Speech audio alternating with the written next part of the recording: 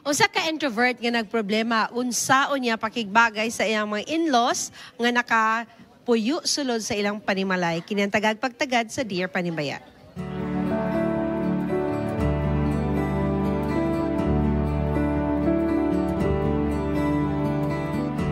Dear Panimbayat, hi! Naisipan ko lang na mag-send nito, baka ma-enlighten ako. Introvert ako at feeling ko walang nakakaintindi sa akin, even my own husband. Sobrang hirap sa isang katulad ko na nakatira sa sariling bahay with my in-laws. Yung tipong makikita ko pa lang sila, stress na ako, or nag-iba na ang mode ko, or baka moody lang siguro ako. From the start of our marriage, talagang sa amin na sila tumira at wala na silang balak umalis. Husband ko is nasa ibang lugar nagtrabaho, breadwinner siya, and every weekend lang namin siya nakakasama. May 1-year-old na baby ako. Gusto ko magtrabaho para lang makaalis ako dito sa sitwasyon ko, kaso di ko kaya iwanan ang anak ko dito. Pag isasama ko naman ang anak ko, paano ako makatrabaho para sa pang-araw-araw namin? Sana mapayuhan niyo po ako kung anong maganda kong gawin kasi naguguluhan na po ako at wala na akong masabihan sa lahat. Sinasarili-sarili ko na lamang po. Masyadong mabigat ang problema ng ating sender and we are so lucky. Ang hirap po mag-Tagalog, so let us take this in English na lang. Let us have our other kapanimbayan on the other side, Dion, Rajni, Shireen, and Mariah. Yes. Ate Charm, thank you kayo, no? Natay duha ka import karon nga maghatag sa ila og kuan. Si Sir Ed o si Ma'am Krisa. So ato sila tagaan og gigayon para sa paghatag sa pagtambag. May kaingon sa ikatambag sa atong letter sender, sir. Natural di magina siya mawala nga mga problema sa labi na kanang mga bag-o bitaw nga mga couple nga ga-build up og family. No di kina mawala ang atong mga parents mo na siya number 1 nga mohatag natong mga maayong mga tambag. So mas maayo pod nga sa sinugdan sa atong pagbuo sa atong pamilya, nagid po sila mo alalay nato. Okay, how about si ma'am? Sa man magkatambag, ma'am? Siguro on my end, kanang with regards sa gipangita niya nga work, we have available works online. So maybe if dili niya kaya nga sa physical office gyud, siguro she could work on sa ilahang balay. Uso naman like na karon, yes, no? also mo naman na naman sa digital age. So possible nga pwede siya maka-find og work through the online. Ate Shireen, ikaw ate siya. Sa man kaingon ani? Lisod magugayo nga makika ng personally lisod magugayo nga kuminyo siguro sa ako ang part, kung magbinyo ko po, dili di ko mo ipon sa in-laws kay morag siguro mental health. Like sa first phase sa marriage if wala pa mo inyong own. Pero in my part kay morag lisod kaayo kay namang mga times nga you need to have a decision on your own like as a couple pero basin ba in the long run because uban nga mga married couples like kanang puyo sa silang in-laws for like 1 to 2 weeks and then mo separate ra gihapon. Pero siguro it worked for other couple. Pero sa uban po dili. Pero mas maayo gid nga makapangayo po tagtambag Yes. dito. Ate Charm. Yes. Charm! Wala pa man lagi si Rajni nagtingog. og si Von, wala pa naghatag. Okay na sila. Alright. Mga kapaglaom, lisod ang masyadong mahirap po, mabigat ang problema ng ating sender. But we have here people who really can understand the situation because they're also married. We have a wing-wing. Ano po yung may papayo natin? Ang masasabi ko lang sa iyo, kapatid, ang ako lang masultihan, apil gini siya sa sakripisyo. Ang sakripisyo gini mo ni nga may duha ka klase ang sakripisyo. Sakripisyo ka nga malipay, sakripisyo po ka nga mag-uol. Pero, imon lang gining dawaton. Niya, gusto kag trabaho, pwede magkamutrabaho. Niya, imong ugangan ang pabantayon. Pwede. Pwede. Bantay ka. Gabiin na mo magkita. Di ba? Kung weekend, mulaag ka, nga di mo mag-uban. Tagaan mo mga strategy po. Kay luoy mo po ning ugangan o iwa gini kantuan po. Lisod man po kayo. Imo man po na siyang ginikanan. Kay naisa naman mo sa imuhang bana.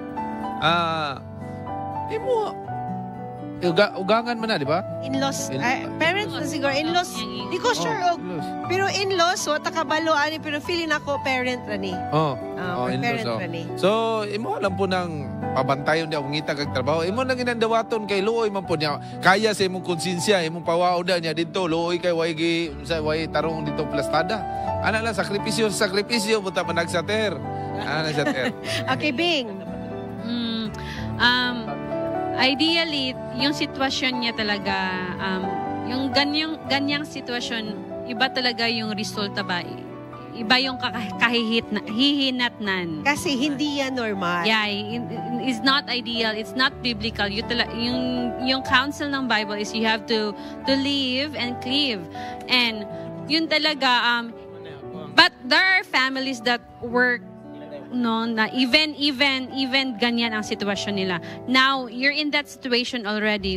Anong gagawin niya? So maybe, para sa akin, you have to, sabi niya, sinasarili lang yung problema niya. It would be best if you vent this out to your husband. Pwede niya istoryahan tong in-laws Yes. na dili na ko ni sarilihon, istoryahan na ko ni sa imuha. Wag, kuya. Wag. Kasi baka ma-misinterpret siya. Don't Dili just say sa husband. Kasi siguro alat, mabigat yung reason bakit nandun yung parents or in-law niya. Kasi yung husband niya, you have to understand the situation na Correct. yung husband niya is the breadwinner. Or baka rin, yung husband niya, iniisip niya yung kapakanan both of Then. the Correct. family. Yung parents niya, at least may makasama. Siya rin may May kasama kasi may naman anak siya. siya, may Weekend. anak. Weekend lang. So best yung take the advice of Kuya Wing, maghanap ka ng work at saka yung yung baby mo ipabantay, ibigay mo, paalagaan mo sa Alaga. mother-in-law mo, di ba? Ayaw ihatag, te.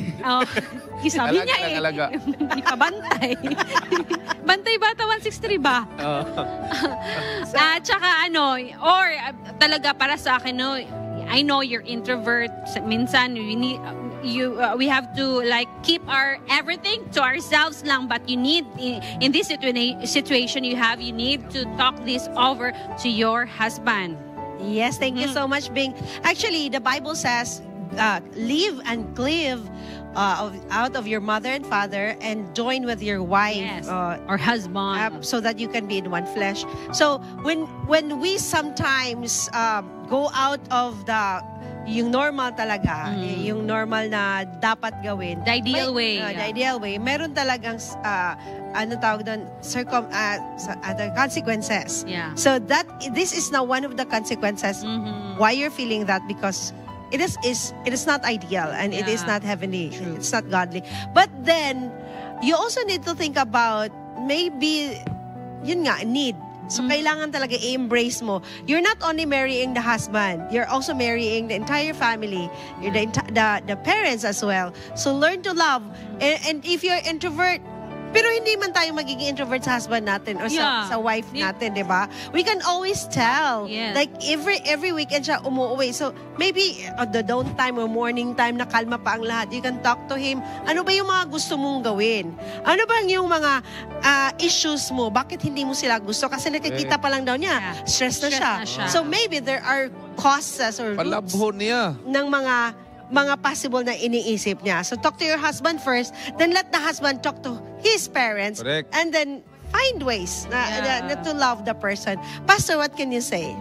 Okay, actually, you have nahimo na tuloy na nimo most of that, no, sa ako una it's maybe kay introvert man siya, hopefully na she will talk with her husband. Kay kana siya, ang young husband mo po'y mag-talk sa parents. Then maybe she has so many questions, problems, or unsa ba na siya nga na-stress siya. So she will talk with his husband, her husband. Kay pag mag-istorya sila, then masultin niya kung unsa to yung mga problem, stress sa family or sa parents, then ang husband mo'y mag-talk. Then she must kanang ipursu niya nga she can talk with the kanang in-laws niya. Importante yun na siya para nga dili ka ma-stress. Then, mas nindot bang ganing anak kay kauban sa balay. Yes, I agree on that, Pastor. Especially when you're starting a family nyo, wala dyan masyado yung husband mo. So you need someone to help out. And you're so lucky that because you have your parents with you. Ako, I'm so lucky because I have parents with me who's been really helping me. And mga kapaglaom, thank you so much. Ako ding kuhan sa inyo no, na we keep on sending on your problems. We will not mention your name or kung asang gikan para sa yung privacy, and we keep on giving advice to our letter senders. The views and opinions expressed in the program are those of the hosts and guests and do not necessarily reflect or represent the beliefs and teachings of the program, the network, and the Seventh-day Adventist Church.